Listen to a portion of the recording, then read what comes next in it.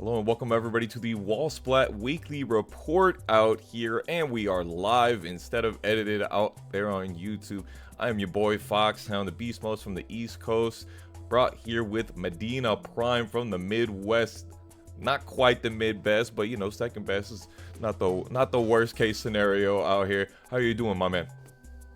I don't know about that statement, man. You know, yesterday you was talking about them regions, dog, and there's a reason that we got that mid-best title. You know, your boy, the commander in cream, as they like to call me here at home, you know, because your boy is the C3 menace, the Cream City Convergence menace. So make sure y'all come check us out. But yeah, man, I'm excited to do these this weekly recap. I almost said recrap, and there's no crap in Tekken, dog. We already know what it is. Nah, I mean, some of it's a little bullshit. You know what I'm saying? Like, man, why am I negative 17 just because you decided that you was right this one time? Negative 17, dog. That's some guilty gear shit. Listen, man, last time we talked about it, we call those the stay at home because your ass ain't going nowhere. You locked in, bro. You locked in the house. You grounded. Yes, sir. But I hope everybody doing well. It's a good ass morning. The boy already got his coffee. There's no coffee and combos today. Only combos we gonna see is in these recaps and in these stats, dog. I hope y'all doing well though. I don't drink coffee, so that's that straight ADHD energy. Starting off the morning real strong. He got ADHD. 8 tubies to the face, man. Okay, I know this is a Tekken show, but we gotta talk about that Kendrick Lamar halftime show. That shit was fire. It was a banger, that bro. Show was crazy, man. And it's so funny seeing all the haters out there talking about that was the worst. Come on, bro. Let's be real. Do you know who we talking about? No. I don't care if it was in New Orleans, if it was in LA. Shit, if it was here in Milwaukee, man, that was a dope ass halftime show. Y'all cannot cap. No, dog. Yeah, and I love the imagery of Uncle Sam. Crazy Samuel L. Jackson being out there being Uncle Sam. And you know what he was going for on that one. It's pretty freaking wild.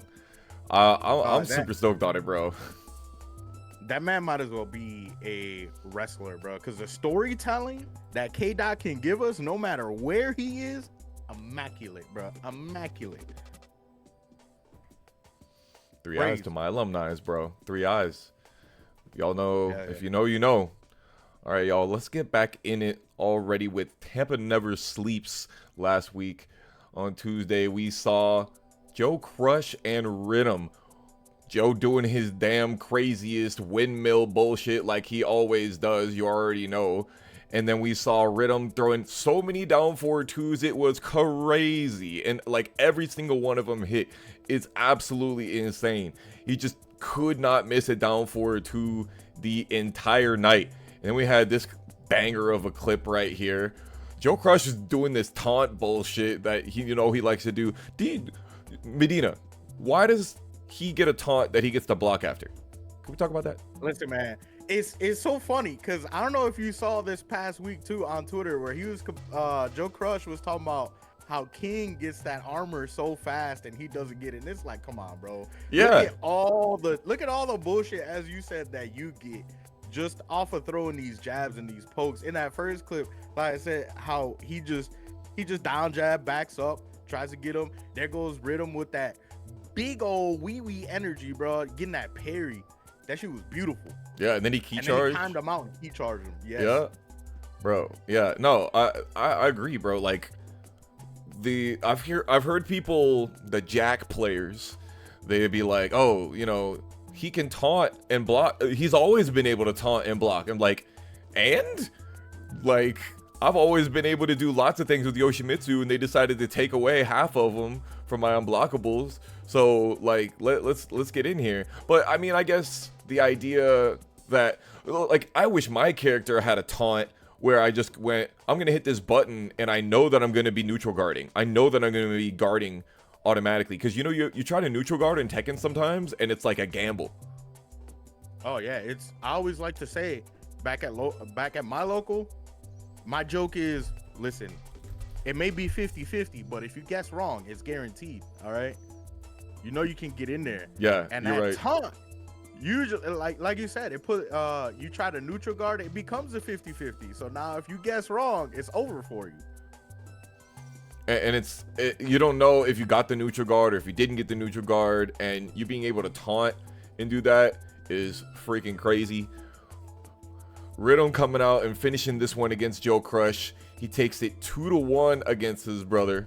Pretty wild stuff right there. And then we go on to just Sandy versus Rhythm as well. That one right there was also a banger. Sandy versus Rhythm. He got him in winners finals, and Sandy, believe it or not, gets the 3-0 on the Chipotle champ. Absolutely insane. Starts off, finishes off game 1 with the perfect, right? Then he goes and gets this crazy comeback in game 2 to finish out. Of course, with the down forward 2-1 counter hit. We like that. Right, and then he gets him all the way over here. Finishes with the running exploder as well. Yeah, in that first clip, you could see that Sandy was trying to make Rhythm play very, very linear.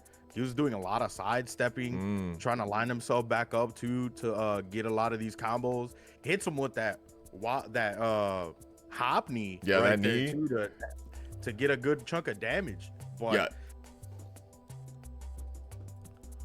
I actually named this clip Sandy choke game 3, because like, look at that, bro. Like he 100% had like this big dick, like he just crouches in his face and then has just the right timing to get the hop kick into what he thinks is, like a just immediate shining wizard, which totally would have killed because Sandy's enraged and stuff like that.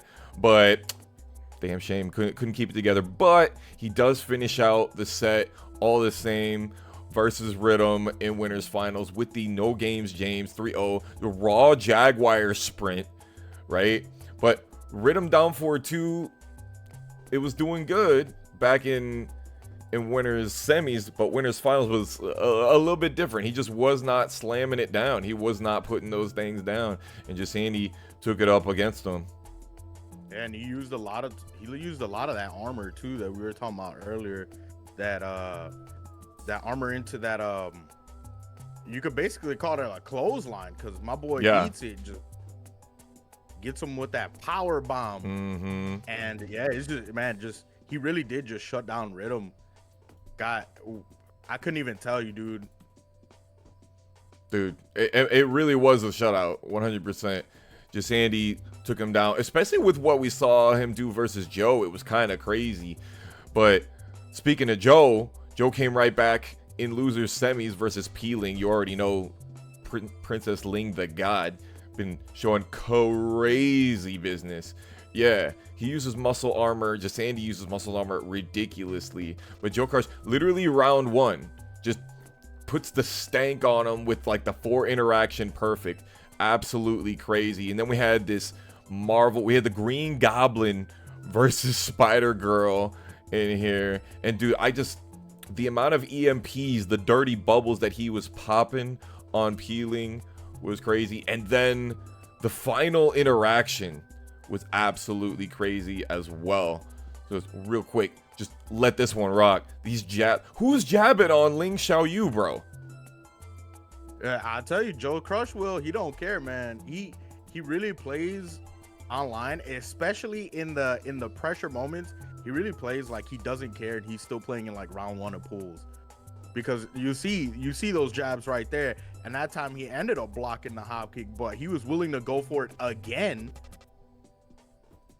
No, it was crazy too, because he doesn't get the punish, right? It's like, wait a minute, you didn't get a punish on that one, and that's really weird for Joe. But he kept it together all the same, because Pling tried to go for the hop kick and was a little bit off axis, so couldn't get the slam down. Then that takes Pling out of there, and Joe Crush goes up against Rhythm for the 3rd time. And again, the down forward 2s, they were coming through. Once again, just could not miss with these fucking down forward 2s, bro. But I'm telling you, any character that has down forward 2, I've been calling them the gunshots, because like You see Alyssa players, you see Yoshi players, you see Shaheen play. Well, Paul. Rhythm, Shaheen just throwing those down forward twos, and when you hear that sound, dude, it sounds like a gunshot, man. Because it's like they just throw them out of nowhere, bro. That's their neutral right there. Is those damn down forward twos. Honestly, and you don't need them. You don't need anything other than a good down forward two half the time. People complain about not having a good down forward two, and there is a reason people complain about not having a good down forward two. It's one of the most amazing tools in the game. Although having a EMP, a power crush that goes 360 degrees, that's a heat dash launcher, that's a pretty good tool as well, I think. I don't know, man. Joe is one of those players though that makes his character just looks like they have good everything. It's hard not to see Joe's Jack 8 and be like, bro, how is this character not top tier? And then you look at a tier list and you're like, yeah, he's not top tier. But Joe makes him look like that, man. I mean, when do you ever see a down forward two from Joe? As we were talking about the down forward two, you barely ever see it. We don't see him. No, I would disagree on that one, bro. He goes like range 2, range 3. And just a second ago, we saw in the Pling game 1, he literally goes backdash down forward 2 and just goes bam, sends it. He likes to send those out, but it's kind of a different thing when you have a -14 punishable down forward 2, right? Yeah, that is correct. Yeah, you're right on that one. And then, man, the amount of damage too he did at that wall combo, and then to top it all, it's crazy. He hits his brother with the rage. Absolutely crazy what these guys can do to optimize. And then, right, this is game 1, round 2. Joe is fighting up against his brother, gets a perfect on him, 23-second perfect, but then he starts doing his thing. He starts mogging. Look at that shit, bro. See, that's what I like to call an asshole. Absolutely. He just keeps running that asshole business. Starts taunting on him as well. Doesn't care. And this is not the only taunt he throws neither. He just goes, you know what? What are you going to do about it? What are you going to do about it? What are you going to do about it? His own brother too, man. Doesn't do this to other people as much online or in these online brackets. To his own flesh and blood. He really doesn't. He really will throw like the nastiest shit up against Mark, his brother, and he still wins, bro. He had half health. He had half health after all of that, and still survived after taunting a million times in that round. And then, you know, Rhythm, he got those crazy AK combos corner to corner every single time. You know he's gonna get them. Crazy optimization, and Rhythm just barely gets away with that one. One more time. Rhythm gets another timeout here on this one. This is a crazy sequence coming up. Last 3 seconds, it looks like Joe's not going to be able to bring it back, and he doesn't. And of course, you know, Rhythm got to do the key charge for him. But listen, that was yeah, right? I mean, bro, when you went out like that, and they thought that you were going to take it, and I think that last jackhammer would have killed, right? Check it out.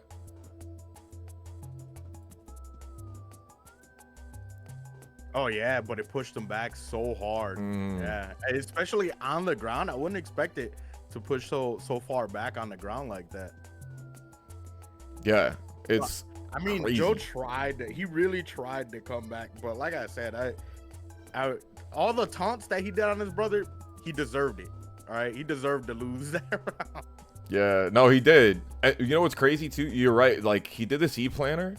And then he did the down jab, right? And then that caused Rhythm to get pushed so far away that he couldn't get the kill anymore. He's too busy doing his flowchart thing. And all this same, though, he does get his revenge against his brother. He does take it up against the boy. And then Joe Crush has got to go up against Just Sandy. And he does succeed versus Just Sandy. And he actually only loses 5 games in the entire tournament, Joe. And then he gets the bracket reset with crazy swings of momentum. and Jasani was doing really good, but like it was just a wild ass night overall. It was really, really fun to commentate with the boy Tento out here, and Jasani throwing this running exploder off axis and tries to catch Joe not looking and try to catch him lacking, but he was not gonna be lacking. Yeah, to say that he only lost 5 games and then win from loser side, it's an insane stat, especially on a tournament like TNS, where they usually average about 200 plus people every single week. But I don't know, Joe is a menace. Jasani was even more menacing for getting that sidestep grab when Joe was trying to, I believe, heat smash, it looked like. Oh yeah. But you know, whenever you see these big body matches, right? The matches of the big bodies, you know, you always go see some crazy stuff, man. Yeah, that's absolutely right. And especially with this moonsault ender, we like that. We like that a lot. And then Jasandi, you saw him do the running exploder at the very end of that last clip. And that's actually a deja vu of what we see here in the very, very first round of Grand Finals. Straight up Street Fighter crossover, bro. Reborn, when you gonna get setups like that, my dude? I need some of that at my local. I'm just saying, I wish my character had a cross-up like that, dude. Just to do some type of wall running move, still hit him on the complete opposite side. That's like a Ken jump in, bro, in Street Fighter 6. Bro, if Claudio could cross you up with running 2, I'm out. No, thank you. Bro, I would love it. I would love it. Of course, being a Claudio, man, getting those wall running 2s, man, they mess you up at the wall so much, especially when people stay down. It's like, who knew that a Superman punch could get you just the random side switch or the random off axis? And it's not just that either. It's his down 2. When you try to hit that down 2 wall ender, or that down 1+2. Oh yeah. If you miss it and you get that like random side switch, man, I hate those so much. I hate them so much. Yo, the boy Chung with the Prime. Appreciate you, brother, for popping in here. What's up, RC Mac Panther? How you doing, my man? We're taking a look at some of the reports, and we just took a look at TNS. Joe Crush taking it for the second week in a row. That's 14 TNS wins for the Tampa Never Sleeps Titan. Crazy balls on this man that he has the ability to do that so consistently. And you know, there's somebody else we got to talk about being mad consistent. That's Pling. He took it. Yeah, bro, he's taken 12 breakout brackets, dude. Yeah, it's so wild to see that Pling can enter. And mind you, most of the time that he's doing breakout, he's also doing Paragon, right? So, well, you know, but we'll talk a little bit more about Paragon later. But you see that Pling, right, against Aim 2 and the Alyssa, just going 2-0, right? Going 2-0 against or that says Trizzy going up 2-0. But that's the grand final synopsis. I didn't do a run by run for this one right here. I knew I had way too many clips for TNS losers, like every single section. And Breakout, the homies from Breakout Esports actually gave me a sick ass synopsis on here, and was able to give me a bunch of clips to be able to check this out. Super dope. And what is Aim 2 doing that's so different? I'm not sure, but bro, and Divine Exorcist and Night Purifier came out there as well. These online brackets are getting stacked, dude. It's crazy.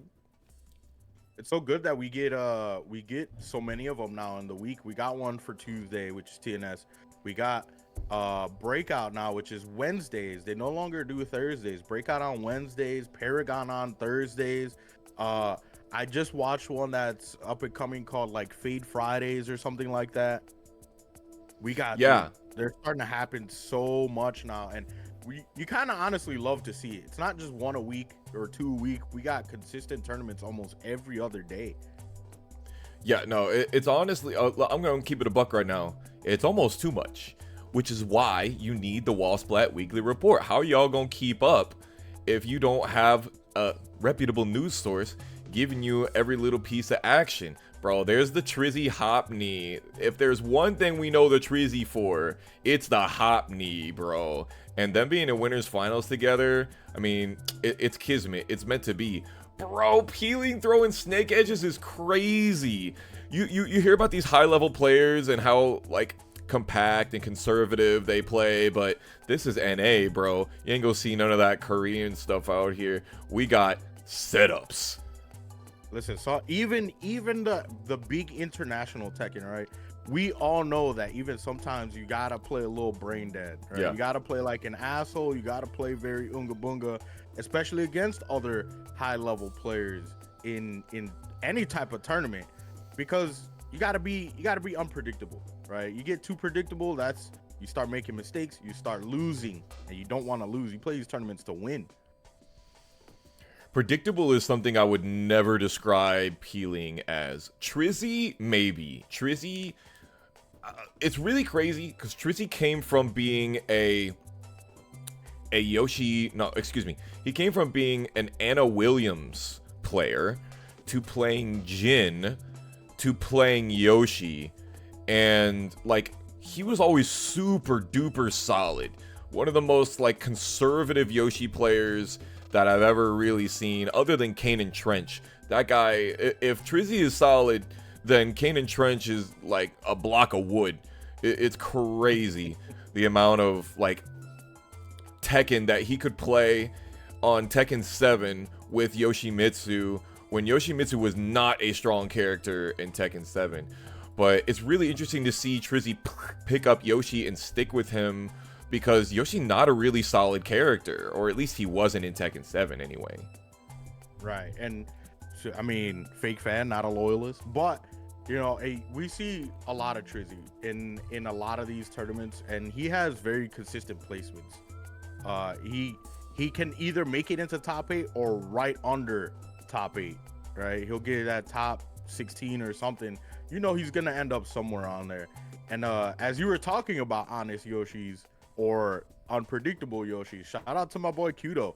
He hasn't been to a local in a while, but I guarantee you watch that boy, he is the most honest Yoshi you will ever see. And that is a crazy statement to say, because there's not a lot of honest Yoshis out there.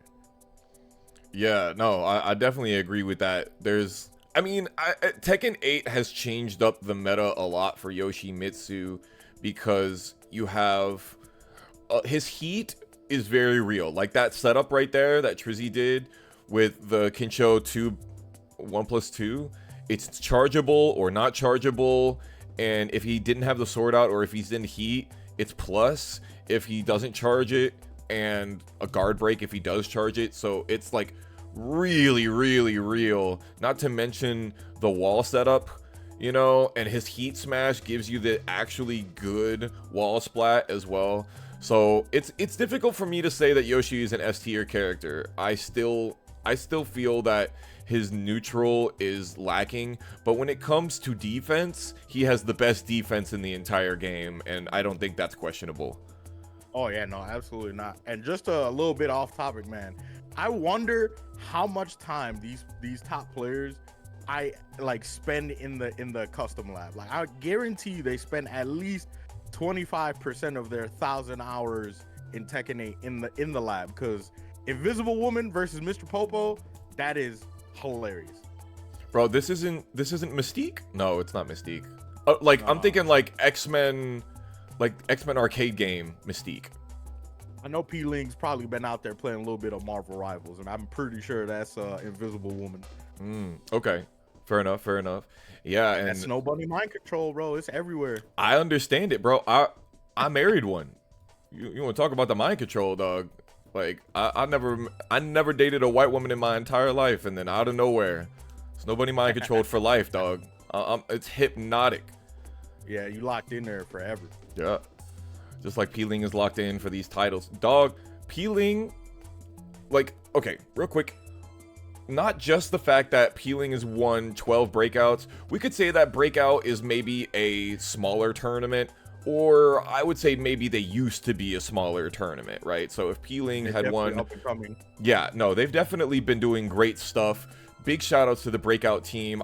They've got Street Fighter as well as Tekken, and it seems like their production values are really high, if you ask me. They have stat cards for the players. They do a weekly recap of their events, similar to what we're doing right now, but they only do it for their events, and they have like a little podcast that they do. I checked that out on Sunday, and I was like, yo, this is fire. This is tweaking the side of my brain that I like, where you're talking to me about the things that I missed, and I'm also getting podcast vibes and sportscaster feels and things like that.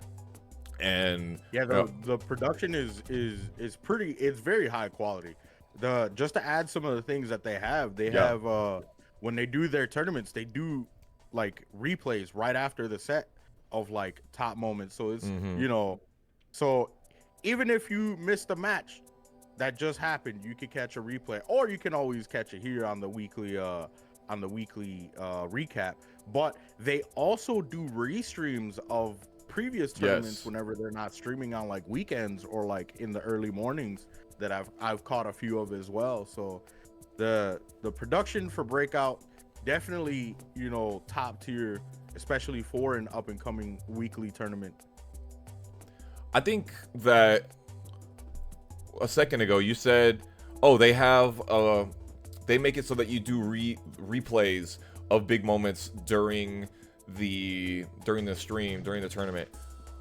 I feel like there are a lot of production teams that do not do that well. You know what I mean? There's a lot of production teams that just take the last like 10 seconds of a round, and it's like, bro, let's be real here. If the last 10 seconds wasn't that hype, don't highlight it. Don't waste your time on stream. Don't waste the commentator's time talking about it if all you did was clip the last 15 seconds, 10 seconds of stream. And this is not being like super critical to a specific production team or anything like that, but I feel like, if you had a highlight, you had a highlight. Replay the highlight. If not, don't worry about it. Don't waste your time. Right. Yeah. It's like when you watch sports, right? Especially for our basketball fans out there. When you're watching a basketball game, or when you're watching the NBA, right before they go into the commercials, they always go into like the most recent highlight, not the most recent play. And that shows us like, oh shit, that was hype, So like Breakout does that pretty well. And not only, it's not just from like a set or two. It's crazy that their production can all work in unison like that to get highlights from the entire set, right? Even if it just happened, and put it in that replay. Yeah. So again, shout outs to Breakout Esports, man. They got some dope ass production, and I wish it's not to shit on other tournaments or other orgs like that, but I wish we could get that a little bit more. And it also gives commentators a little bit more time to just not be faced on into the camera and find, like talk time, but also gives them a little bit of edge when it comes to, okay, let's talk about what happened in this match while seeing it, while telling the viewers, this is crazy, this is what happened right here. I think the live stream can be really good to have a live stream where you don't do that, because a lot of times, I'm watching a 5-hour stream, but am I watching for 5 hours? Am I locked in for 5 hours having my eyes on the screen? I shouldn't need to be. So on the one hand, I see the value in, let's not add that. And also, how much they were doing in production. But back to that, I also wish that we had more of that. I wish we had some John Madden stuff. I wish I could get a clip from somebody, or I could make a clip myself and then draw on it and be able to show that out. Now, technically, they have the ability to give us the tools for that. Like, say, for example, I wanted to have a completely different video.ninja link. You and I set up video.ninja all the time to be able to do commentary together. I set up a completely different video.ninja link where I have my clip. I take that clip and I put it to like a little drawing board, and I do John Madden shit, and then they just blow that up. And while that takes time for us as commentators to be able to do, I think that could add a lot. But I think that Breakout has more than one person on production at one time, and you know that most of the time we're in streams that there's only one person in production. So what do you think? You think we should expand that idea that one person in production is too little? I mean, it all depends. It's if we got shout outs to the homie Khalil, right? Who runs Paragon. The GOAT. Right. That boy does work. He production, TOs, you know, he basically does everything in Paragon. So like in that case, I think it would be beneficial to have, you know, more than one production. If you got one person in production and they got one, you know, you got your TOs and then you got your, you know, your head, anybody who's like, hey, we need to do this or do that. But it's because I believe since they're online tournaments, they don't worry about that too much. They don't worry necessarily about like the I wouldn't say the quality of production, but like how much production is actually going into the stream. Well, even at Evo, even at CEO, like usually there's one, maybe two people running. You've got one guy at the command console, and then there's maybe another person that's doing it. Because I mean, you can only have one person at a setup at a time.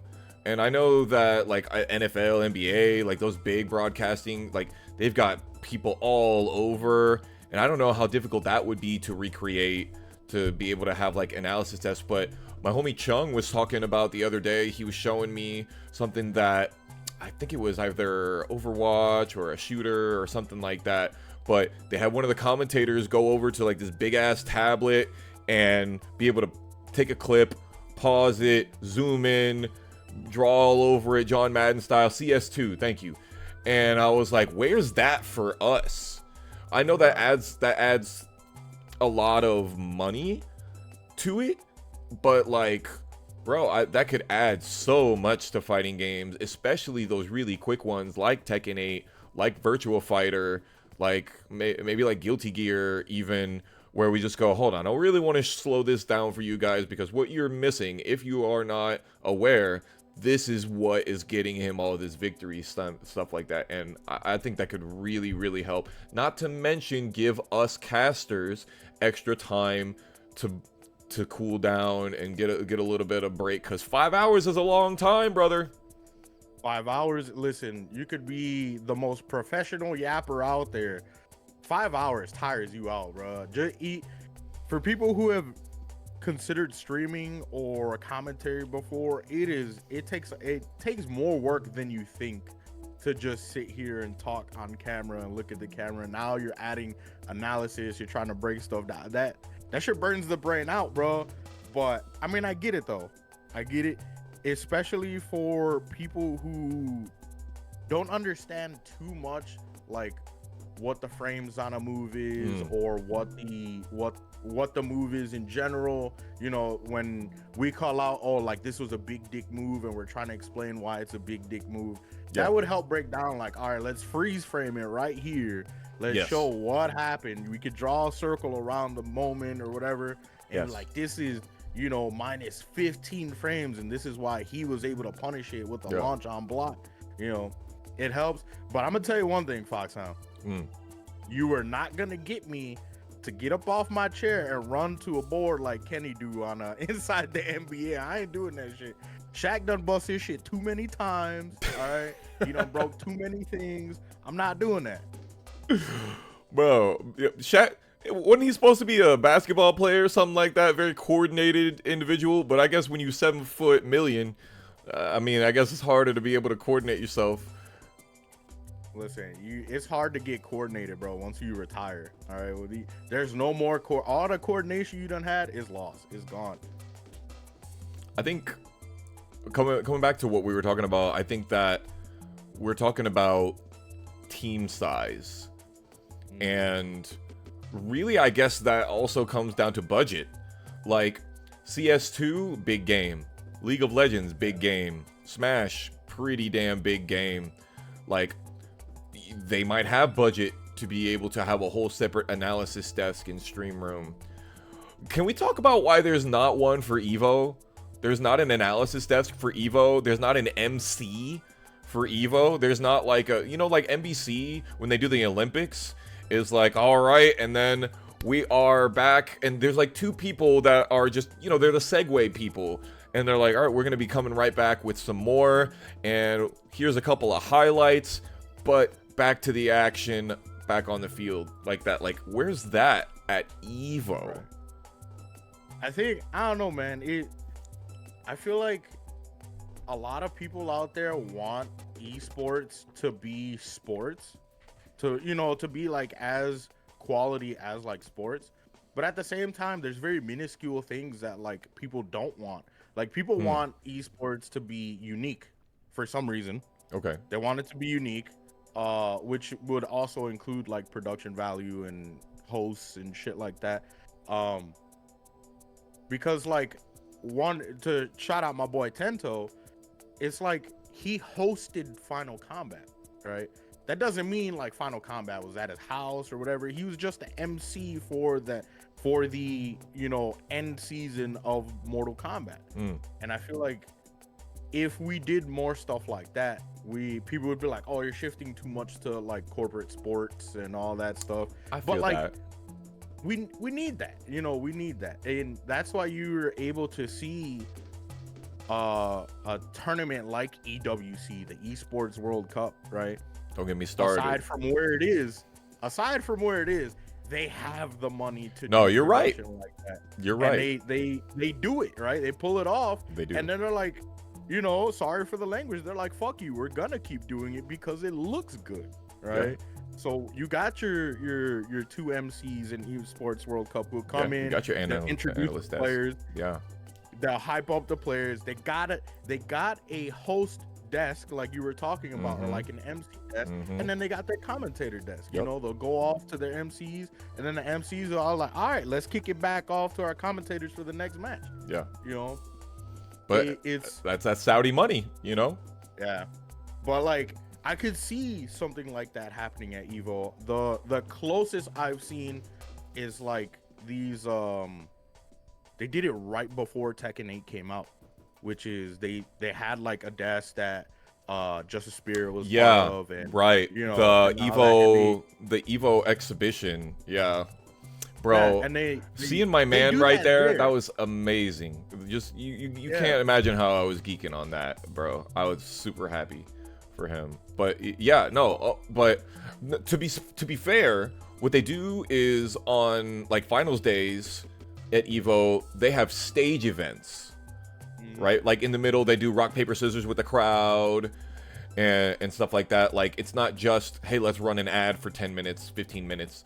Usually they do something in the middle. So there's something like that. But I think during the normal run of the day where there's not happening something in the arena, I would like something like that to be happening more often. Also, do you watch Games Done Quick, the speedrunning marathon? I don't, but I've heard of them. But like in between all of the runs, they go, all right, we've got prizes. All right, let's do some interviews. Okay, let's give you guys a little bit of extra content in the middle. And I know that they do little bits of extra content, like they had FDX out there and stuff like that. But I would like to see more of that. I would like to see more like scheduled, instead of me watching a 15-minute screen that says Evo will be right back. Don't forget Chipotle. I want that. GDQ does have amazing production. They have that idea down, but that's more like pre-recorded stuff. So they'll do a lot of that's fine. Like if you've seen for example, if you go back and you watch like a Evo Top 8 from like 2022 or whatever, you'll see that type of stuff where like instead of them having the ads, they'll play like, oh, here's this interview that we did with like Punk or Tokido, or you'll see that type of stuff on there. But I get what you mean. If we could have that like on the moment, like live, like, hey, we got Nee watching Tekken Top 8, like, oh, Nee, who do you think is, who's your favorite right now? What do you think about the Top 8? Or I get it. Yeah, like that type of production with like an MC and all that, I think would be really, really cool. Yeah. All right, I know we took a big ass tangent from checking out the weekly reports, but you know we're vibing, we're running with it, we're figuring out what this is. This is the prototype of the Wall Splat Weekly Report live edition, and I'm having a shitload of fun. I hope you guys are too. Let's take it out to North Carolina at the Iron Fist Monthly. We saw Hendo, who was able to take it over Rhythm. Actually, I did not mean to show you this clip yet. Let's pretend that I did not show you this clip. All right, back to winners quarterfinals. Let's rewind it backwards in time. Hendo actually has to come back from losers, because if there's one character that has comeback potential, it is the bear. And the way that Kugo gets this is crazy. Check it out. Boom. She was crazy, bro. Hit him with a big ass bear launch, and then he hits him with the rage at the end. Man, I'm not gonna lie, I would have quit too. Bro, he plugged immediately. I hate this damn character, bro. Bro, I would have been pissed as hell. And remember, Hendo is like that guy for this region, you know, the Too Ugly Esports squad, Hendo. And he's been really repping this scene, but not the only person to rep that scene. Also, we have Ace Unlimited throwing these crazy dragon wheel kicks. I'm just going to show you a few clips of this right here. Ace Unlimited does take it over Kugo in this set, but just if there's one thing that you can expect Ace to do, it's to do these crazy back threes. That looked like that was the same clip back to back, but it was not. He's just running back 3-2 into Rage Art. 3 different times he lands it in the first set. It was crazy. He does lose the set overall though. It was nasty. And then Kugo, he kind of the star of our show here, had a couple of crazy comebacks in losers versus my homie Static, another Too Ugly Esports gang member. And I'm just gonna let this one rock with him right here. Medina, I don't know if I've gotten a chance to show you this clip yet, or if you got a chance while you watched it, but this was a wild one when it comes around. Yeah, I watched a little bit of this, the low parry that Kugo gets trying to make the comeback work. Man, and I talked to Static a little bit at Frosty's, because the homie was at Frosty's. He didn't know who I was at first, and I was like, "Okay, I'm Medina," and he was like, "Oh yeah, I've seen you work on the mic a little bit." But just those damn bears, man. Kugo putting in the work, making that comeback happen. I would feel like shit. I'm not gonna lie. Versus Static, and that's not even the craziest round, bro. The craziest round, it comes a little bit later. So again, Kugo slamming once again. He shows us that bears are wild. So he ducks under the throw and gets while standing 1+2, which I think is the bear roll. And I actually clipped this from, or I took this from the Twitch that they have, Brandometry's Twitch, which is where they stream this.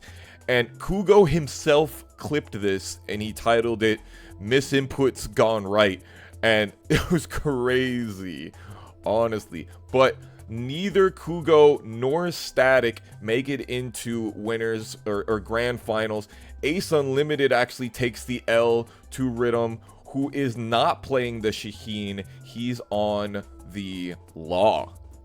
Yeah, when I was watching this clip, and I was like, well, I was rewatching the stream, and one of the main reason I sent you this clip was this motherfucker's playing Law. What? Since when? Yep. He did it in a couple of rounds, or a couple of games. I think game 1 of winners finals in TNS last week, and we were like, what? And then everybody was like, wait, but it's Law. Right? Like, it's not like it's a different character than Shaheen. I mean, it is a different character than Shaheen, but it's one of those full crouch characters, and lots of Law players played Shaheen back in Tekken 7, so it made a lot of sense that Rhythm would try to go with Law. Why do you think that maybe he would have gone for it?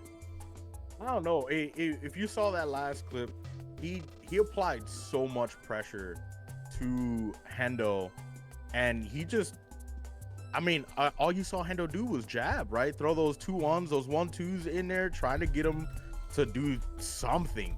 But after those first 2 rounds, you know, if you see the score up top, it was 2-0. After those first 2 rounds, Hendo just woke up. He was like, all right, I'm gonna let you stop doing this bullshit. I'm gonna get in here. I'm gonna apply my own Jin pressure, right? And I'm gonna try and guess correctly almost every time. And you saw that he got that whiff on the high kick from Rhythm, but just wasn't able to capitalize it because Law can just press so many goddamn buttons at once, man. It's so like he's probably my second biggest hated character on like pressure and how much the players press the buttons because they just do not stop.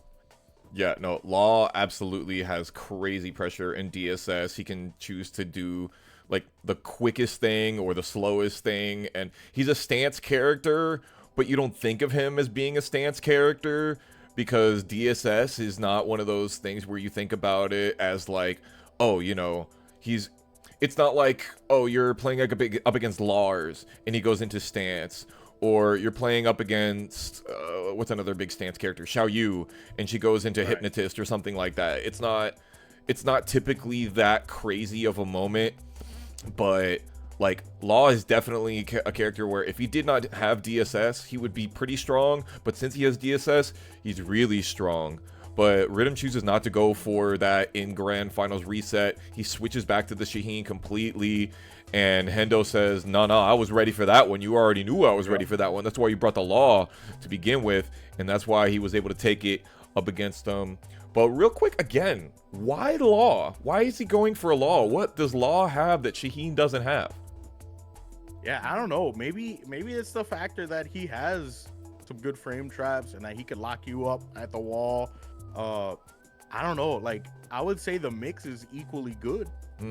That's on my perspective, though, because I mean, Law, I would say, out pressures Shaheen at the wall for sure. I will give Law that. I believe. I don't know if you agree. With what? Or if Chad agrees. Just wall pressure in general. I feel like Law is so much better to have at the, like, whenever you're at the wall, just anything that Law can do could just keep you there. You know, he has a snake edge. Yeah. He has fast jabs. He has fast pokes. He's got good low mixes. His heat smash is really good as well. No, it is very good. I think it's 15 frame starter. And that stupid 1+2, bro. It doesn't matter if you're on the ground. Like, if you're on the ground, you're gonna eat that all day. Oh, the Dragon Hammer, the forward 1+2, the 1+2, the nunchucks.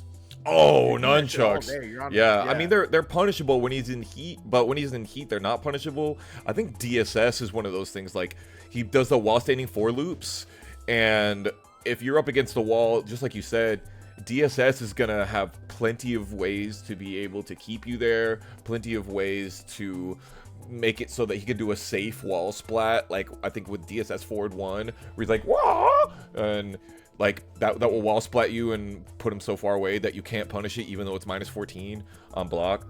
Like, I think he's got probably better punishment than Shaheen, right? Like he's got a great down forward 2, but he's got some good, like, back forward 3 knockdown is really good. I think he has a 12 frame knockdown. Wall standing 1-2 is also a really good knockdown. While standing punish, and also let's not forget down to 3, the counter hit launcher, and the 1-1-1 heat dash launcher counter hit. That one's really strong too. And I think one of the things that Shaheen doesn't have is as good punishment. I will say that when you play Shaheen and you get a 12 frame punish with that 4-2-3, and they're in heat and they get to do that guard break setup, that's like really strong, but it's not a knockdown. No. And it also could have been for the fact that, like, this wasn't offline. You know, this is Iron Fist Monthly. This was offline, not online. Apologies. It was an offline event. So, like, you know, Hendo got that Jin on lock, especially in that region. So it could have just been to throw him off a little bit. You know, we saw after that Grand Finals reset, he 3-0'd Rhythm. Right, it wasn't just a 3-1. It wasn't a 3-2. It was a 3-0. And he switched off the character too. And it wasn't like he didn't even have the ability. He didn't even have the ability to adapt back from Shaheen. He just still got bodied.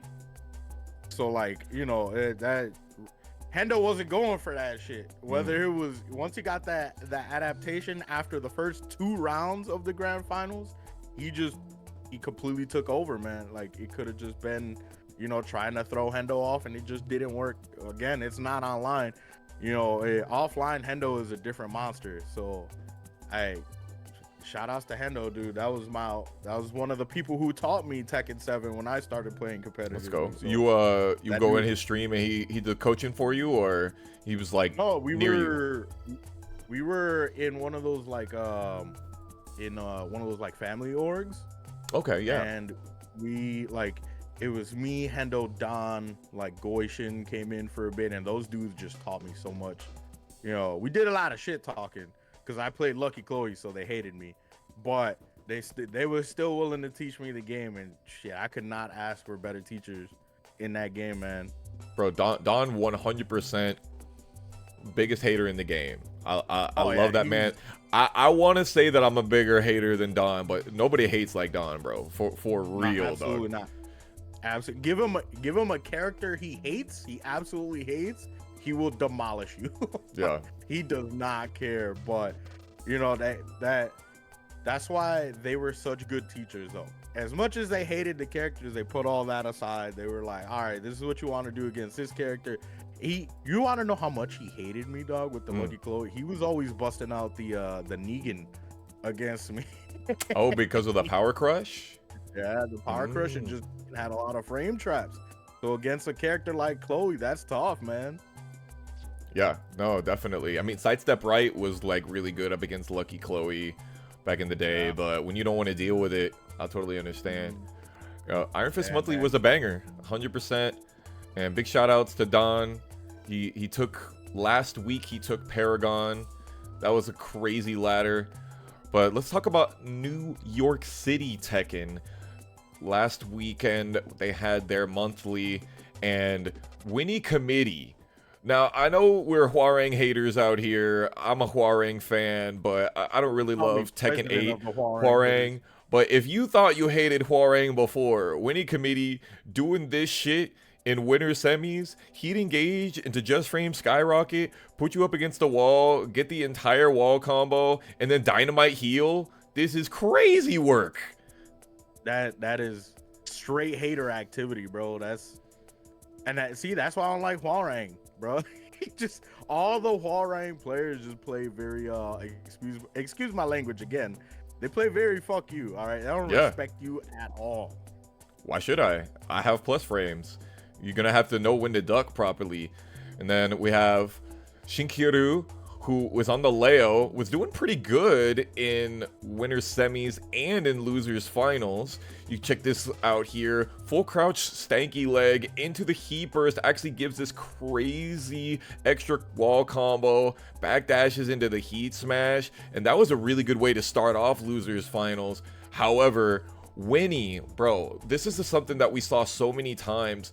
Shinkiru went for the Clive, and just the very final ending to those rounds, Winnie Committee, so many different times, he would just wait at that perfect spacing to make the wake up kicks whiff, and it was super good. Just the patience that you saw. It's all about looking at the screen out here. Oh yeah, and if you notice about Winnie Committee, either on wake up or every time his opponent will wake up, he's sidestepping. He's sidestepping every time. He's gonna make sure you try to whiff something on wake up or when he wakes up. Yeah, but this right here, like, he just stands still. It was so crazy beautiful, man. The way, and he did that so many times throughout the bracket. It was awesome. But in grand finals, we saw Fred Distance. For those of you that don't know, Fred Distance been out there in the Pennsylvania, Philly streets, and he came down for the New York City Tekken Monthly, and he was on Alyssa for almost the entire tournament. Winnie Committee started to come back and got the reset on him. He went for Fang. That crazy back turn situation right there is, I had to clip that. Winnie Committee getting caught back turn and then just sending, you know what, back turn launcher, boom. But Fred went for the Fang. He also went for Zafina at some point in game 3, and Winnie Committee was not having none of that, immediately launching the Scarecrow launcher that almost nobody ever launches and getting the reset on him for it. But then Fred goes back to the Alyssa in the finals reset, finishes it off with really what it was, the spacing and the duck reads. He just knew exactly when to duck, winning committee's pressure, knew exactly when to step, and was getting this amazing heat smashes as well. And Fred Distance just was doing such an amazing job on Saturday in the NYC Tekken Monthly. Now, we didn't see the crazy heavy hitters from NYC Tekken, right? Who are the people that we're usually looking at? Well, I know Fear is out in Vegas. He's been there for so long. Joey Fury never comes out. Yeah. Joey Fury got to start supporting them locals, dog. But now is he still Falcon sponsored? Is he still Falcon's Joey Fury? I couldn't even tell you. Like, I know he comes out once in a blue moon for like a semi-major or a major tournament. Yeah. You know that. Yeah.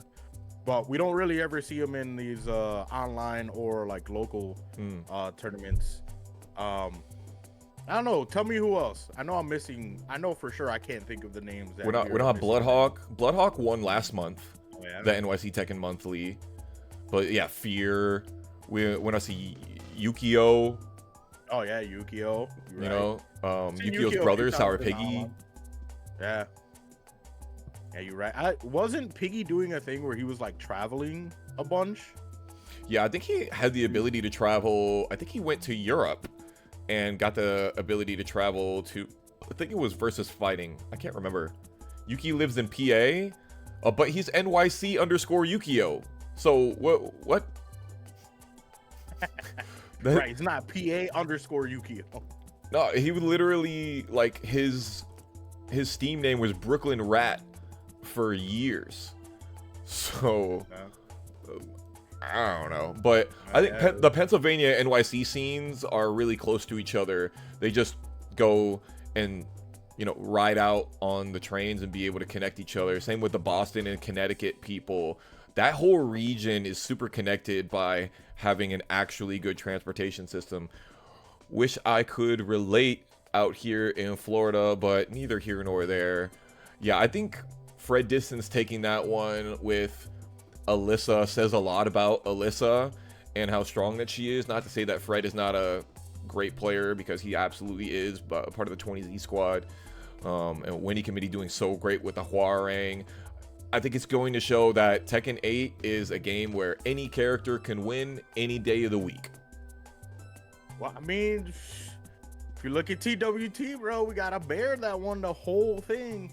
Just to show you, it as good as the character is, it always depends on the pilot, bro. How good can the pilot, you know, take the character to their destination?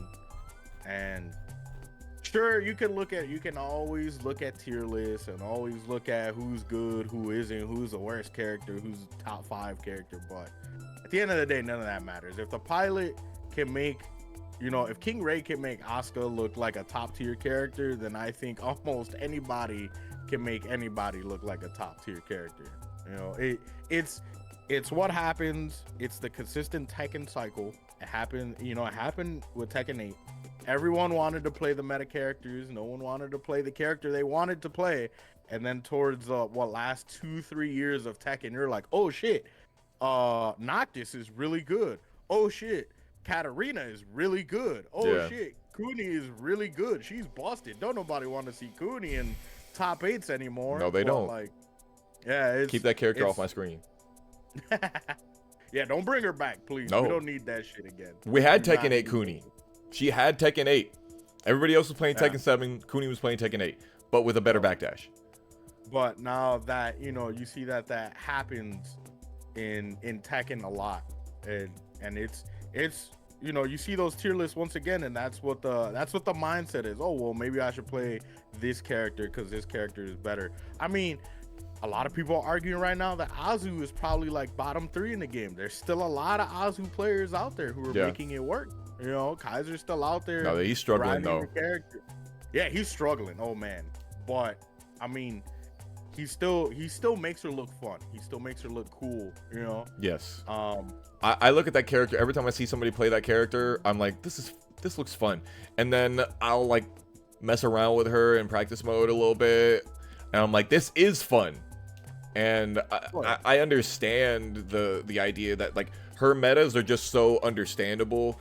They're very like, a lot of those strings are 50-50s. Like her strings are her bread and butter of how she can mix the opponent in force conditioning, but a lot of them have like dick jab OSs and things like that, and so a lot of it is kind of figured out, especially because of how good Azucena was in the beginning of season 1. So I think how many people studied that character in season 1 makes it harder for her to win in the later portion of the season. Yeah, I agree, but that just goes to show you, man, it's gonna happen. You know, maybe next season or a year from now, people will be like, holy shit, Lars, you know, why did no one tell us how good Lars is? Like, his spacing game is amazing. You know, we're gonna get it down the line. Yeah, no, I definitely think that there's a lot of room for expression in Tekken 8. I didn't think so at the beginning. Honestly, I thought, you know, I kind of was on the Arslan Ash train where he was like, oh, you know, heat engager, why do anything else than a heat engager? Why do anything else other than heat burst, heat engage?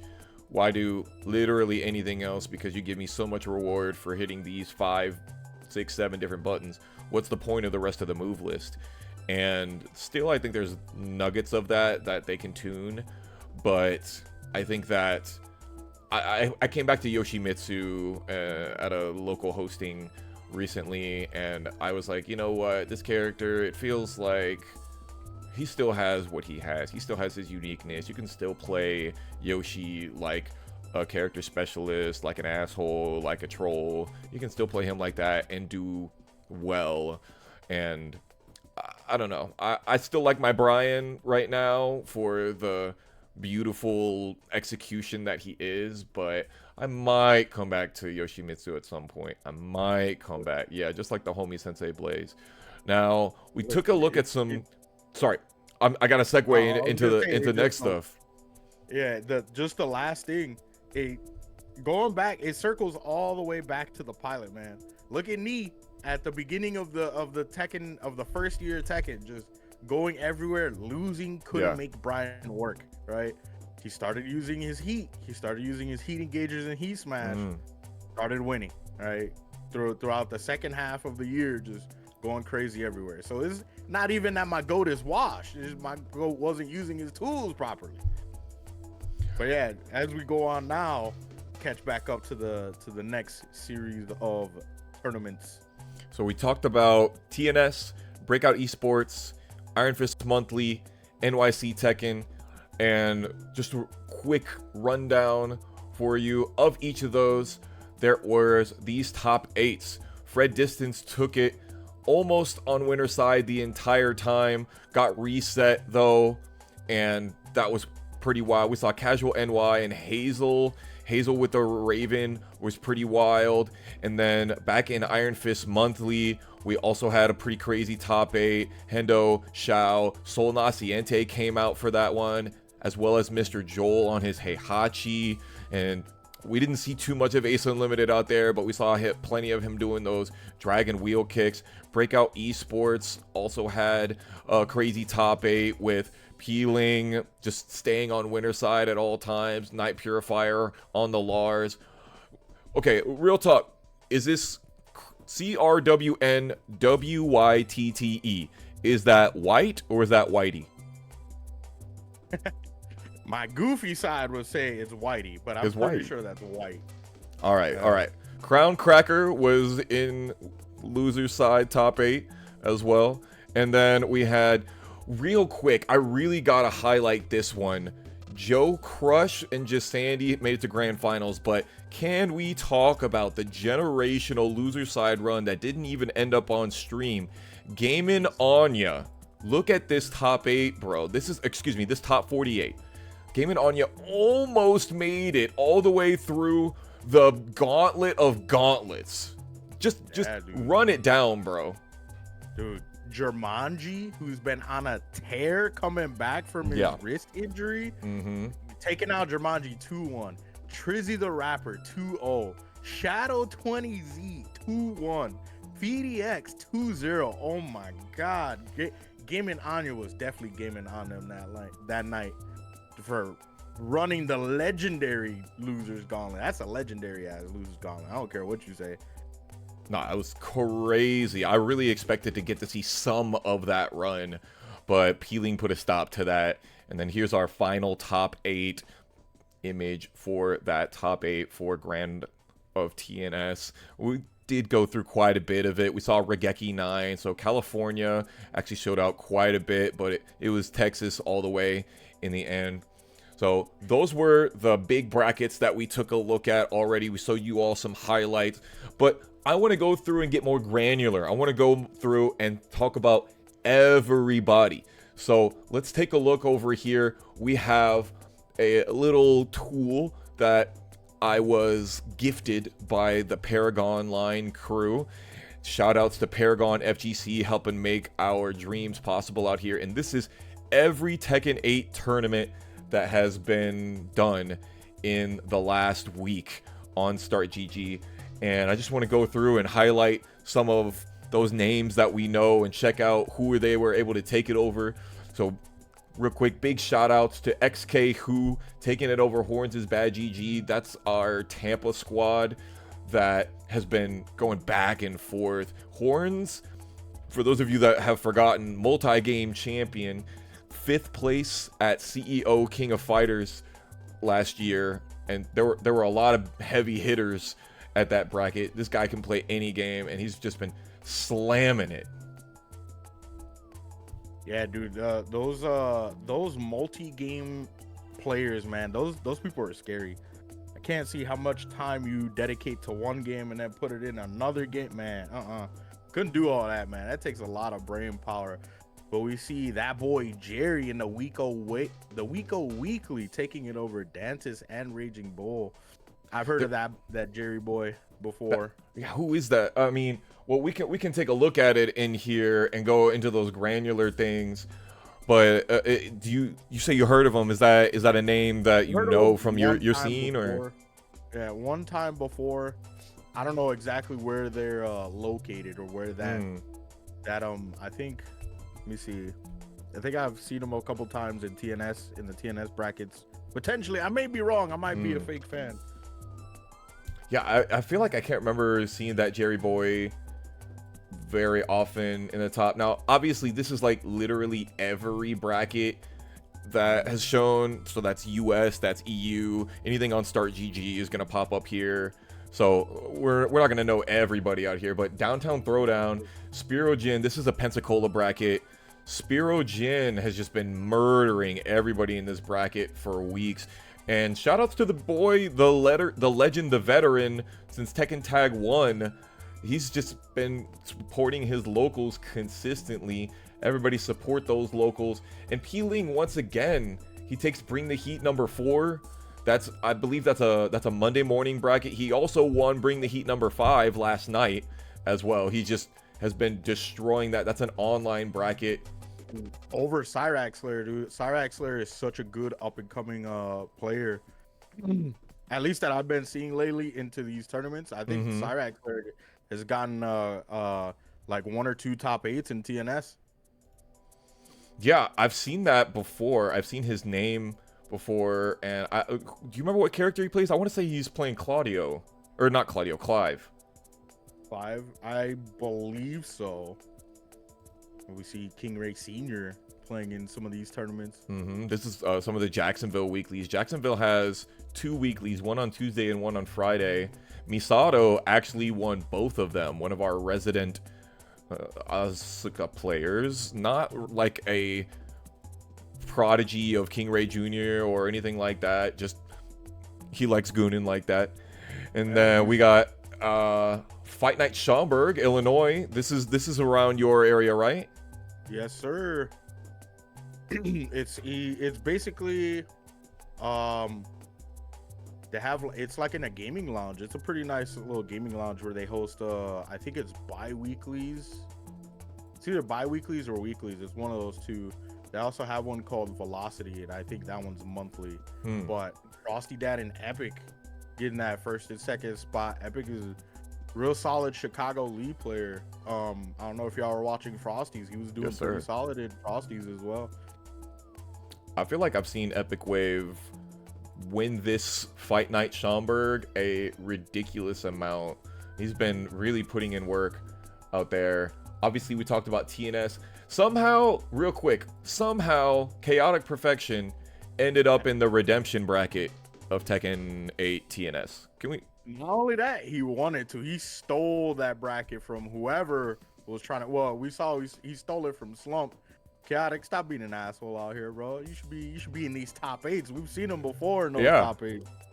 Yeah, Chaotic Perfection is known to be in top 8, so for him to like knock down into losers so easy, and then just be like, you know what, I'm gonna win something tonight. I feel that. We got some Malaysian Tekken. Say what again? I said Malaysian Tekken. They even got Tekken from Malaysia. Yeah, bro. Online Malaysian series. Crazy. I don't know nothing about Malaysian scene, but this gives us, everybody. It doesn't show challenge. So you don't see like Pakistan and Korean tournaments. Korean tournaments are almost all done on challenge. But they don't have a really good searching system. Shout outs to Ulsan, who recently won another big chunk of money through I believe it was a Korean tournament that was hosted. They said something about like Tekken content creator or Tekken coaching, and I'm like, I don't actually know anything about that event. Do you know anything about it? There was nothing spread on it. It's just I saw a tweet that like, oh, look at that. Ulsan won another big chunk of money through another Tekken tournament. Yeah, he's rich now. It was a fairly big tournament down in like the Asian region. We gotta highlight the homies 404 as well, and that's the strongest weekly that you can go to, bro. Sativica, Nomar, and JJ Breeze. These guys right here have been trading wins for months and months and months. I think Sativica is on a 2 or 3 win streak right now at the 404 weekly. He's a Yoshimitsu player. Nomar, the Eddie Gordo. JJ Breeze, of course, the Law. That has been something that has been going back and forth quite a bit. And then Obscure won MegaCon. He won himself a 4-day weekend pass for next year to MegaCon. That's what Obscure does. I don't know if you mentioned strong local, man. I gotta shout outs to BMC. That's my local right there. Thursday Throwdown. If you go back down, BMC, Yami, and Parkour. That is the top 2 are currently seconding Jin. So excuse my language, but fuck you guys. But BMC, really solid Yoshi player. Yami running. He main drag. He's hard maining Jin now, and then Parker is an Alyssa player. So real solid players out there. Hasn't showed up yet, but I gotta argue with you, man, that the strongest local to this day that you can show up to is FGC meetups in Skokie, Illinois. I mean, I don't see Shadow showing up. He shows up every now and then. Yeah, that's facts. That's facts. But when he's not busy, Shadow will definitely show up, and Junior shows up with him. If they're busy, they're most likely not showing up. But that is a good number of Wisconsin players and Chicago players that show up to those. And unfortunately, the last FGC meetups they did, no Wisconsin player made top 8. But that's because Chicago is trying to hold it down. They're getting sick of us taking their money. All right. They've actually been invading us and taking our money, but we're not gonna talk about that. All right, we know Wisconsin's still up there. No, I mean, you definitely have a great region up there in the Midwest with Kaiser, with Shadow, with Junior, with Rack. Like we was talking the other day about 3v3s, and I think Chicago or Midwest area versus Atlanta versus SoCal versus Texas. Like those regions could really go the distance. We have Paragon Line won by Pling yet again. I think that's no, it's not a 2-weeker. It's because Dawn won last week, if I'm not mistaken. Toro won a bracket. The Devil Jin Extraordinaire. Devil Jin's winning brackets. Who knew?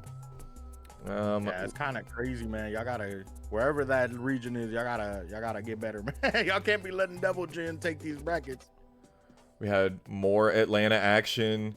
Nomar taking it over JJ Breeze. Now that would be 2 brackets in 1 week where Nomar beats JJ Breeze, because Nomar took it over him in the 404 bracket to get 2nd place over the 3rd.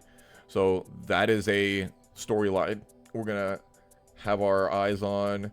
Keeping our eyes on the Atlanta scene is mad important. Those guys are, they're steel sharpens steel. You know, I was just talking about the other day how, you know, a monthly is good for practice, but like a training ground, a weekly, seeing each other multiple times a week or getting each other at least once a week is super important. You know, like, what do you think about that? You feel like one tournament every month to play against the best players, is that enough?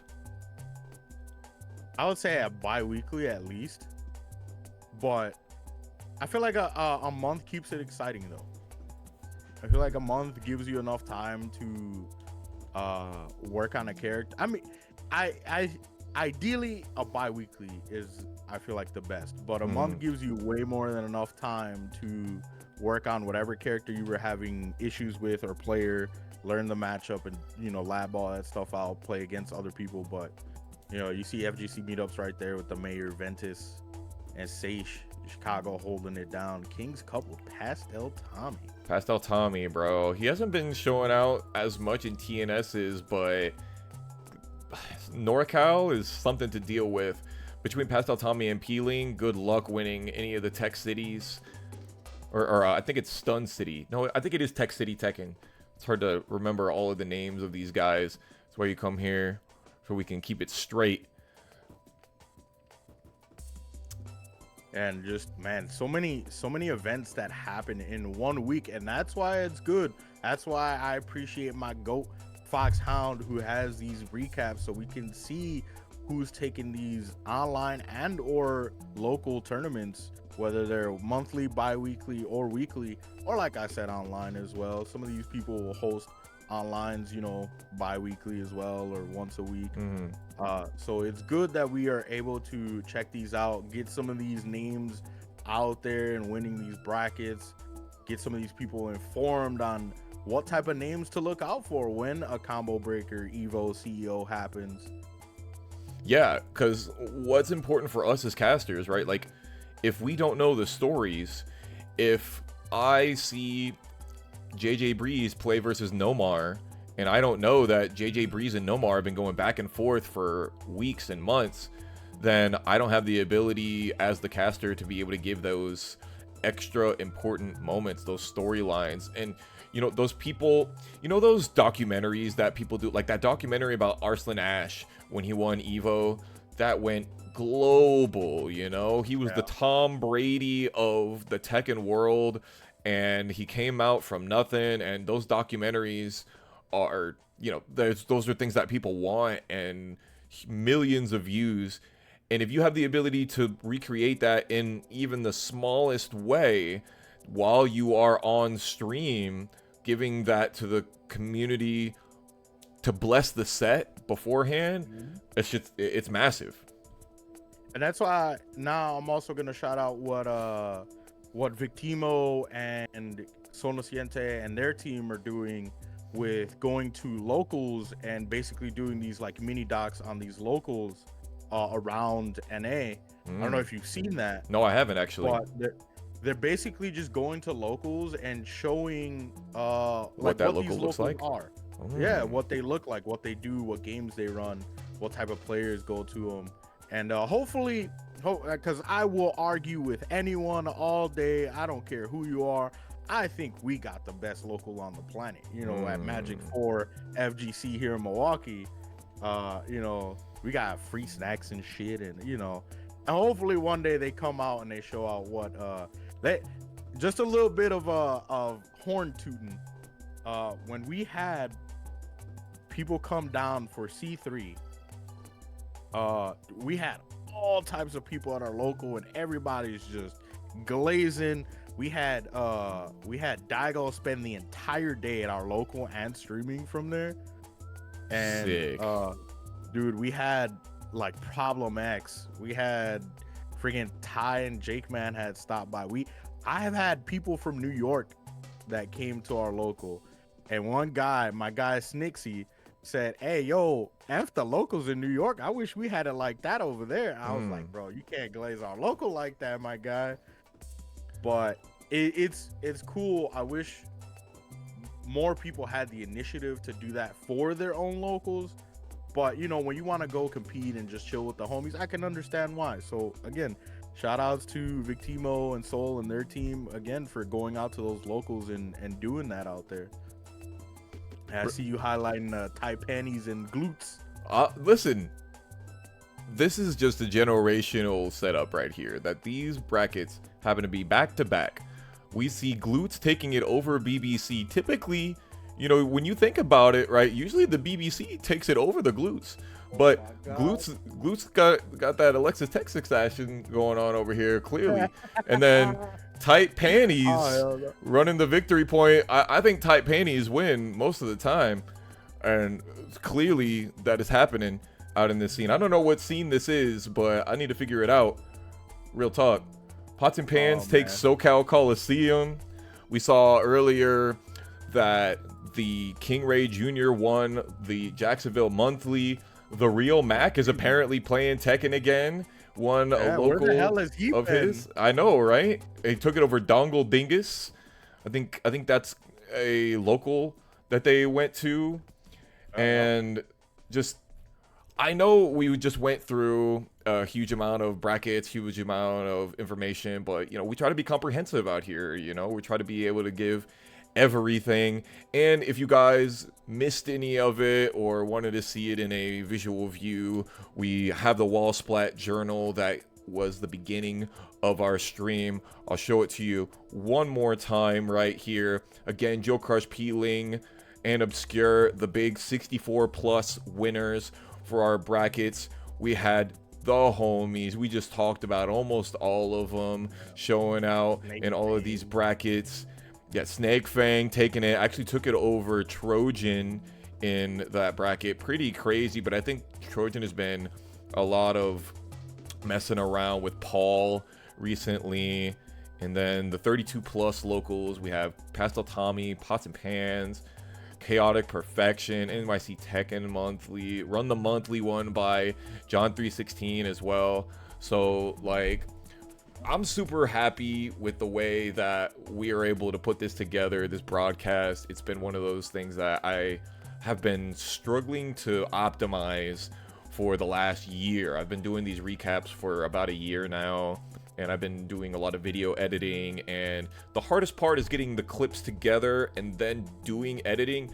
But you and I doing this together and being able to look over the clips and being able to look over the information together, it has felt really, really fucking good. Way better than any editing sitting there by myself would feel. Listen, I just want to say, don't say we, bro. You put in 99% of the work in this. All right, this was all you. I just helped you with 2 to 3 clips, and you invited me on here, and I said, "Fuck yeah!" So don't let them gaslight y'all. It's not we. That was all that guy. That guy right there. Listen. If I had more forethought, then I would have made you make more clips, and then you would be more on the executive producer situation. I think that's what we're gonna do next week. I think we're gonna try and make it so that it's a little bit more like, because obviously I was able to talk more about some of the clips than perhaps you were, because I mean I commentated TNS, so that's why I had so much background knowledge on it and things like that. So I think that is gonna add going forward, and I'm super stoked to be able to do this with you. And real quick, I just want to ask you how you feel about it.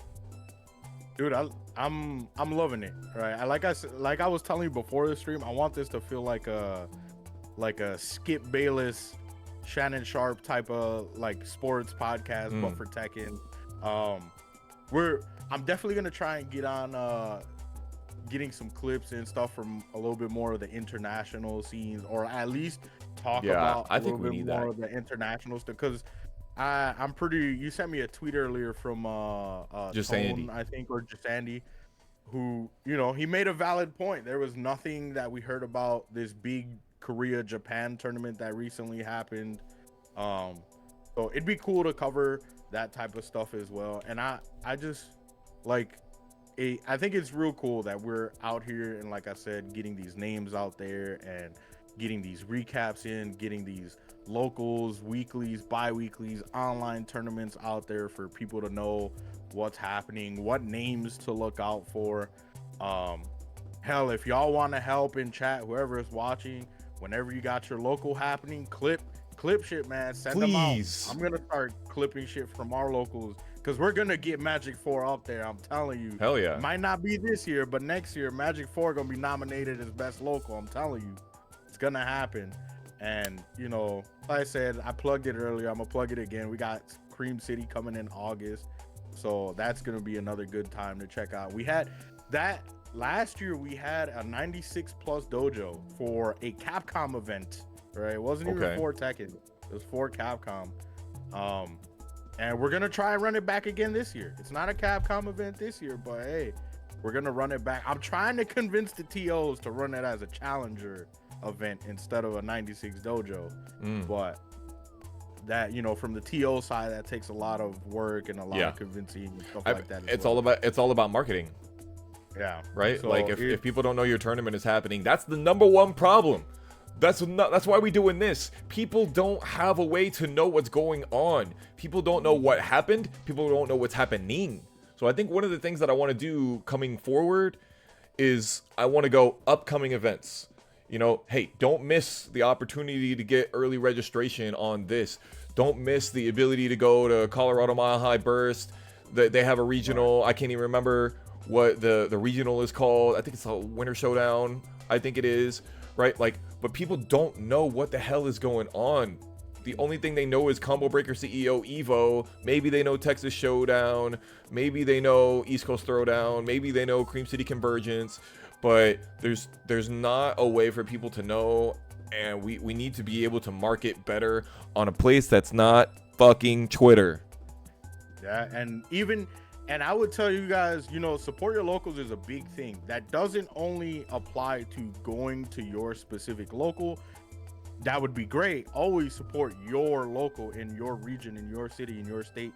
But also, that includes support locals that stream. You know, there's a lot of locals that stream out there. That could mean just going in there, lurking in the chat, saying hi, you know, checking out players. Because I mean, I do it every week. Every week I'm in that I'm in the Bragging Rights Las Vegas chat, always chopping it up with them, because they come on right after our local. So it's always cool to see what type of players Vegas got out there, what type of talent they got, how much shit they like to talk, you know. I can't wait to do this more. I feel like it's only gonna get better. Like you said, this was the prototype. It's only gonna continue to get better from here. Shit, there might be potential for guests in the future. You know, want to talk that. they shit. Yes, sir. To talk they shit. I'm guest #1, but I'm hoping I stick around more. But yeah, I like, you know, these are good. I have a really good feeling about it, and I like, you know, a lot of people already know about the Foxhound recaps, so I feel like it's so good that you can get it out there and continue. I'm telling you, man, that GOAT goes in, he does his analysis, he puts in work, man. I wish y'all could see the spreadsheets this man has and all the all the type of shit this guy. Oh yeah, listen, man. When you got glutes against the BBC, of course. Yeah, glutes against BBC, man. I did not think. Honestly, I thought it was a 8-2 matchup. Glutes can't win, but that's crazy. But all right, guys, always show my boy some love, man. He's good. He's putting a lot of work into this, and it's gonna show for sure. It's gonna show for sure. If it's already not showing, I can tell you how many people are out there saying that they appreciate your analysis and your highlights and all that type of stuff. I'm really stoked to be able to put this out there in long form for people that like that.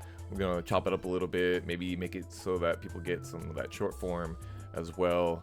And I hope you all enjoyed this. I actually got to go bounce here. That's the end of our broadcast for the Wall Splat Weekly Report for the week of February 3rd through February 10th. Hope you all enjoyed Misc Prime.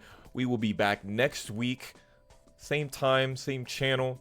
Appreciate you all. Be easy.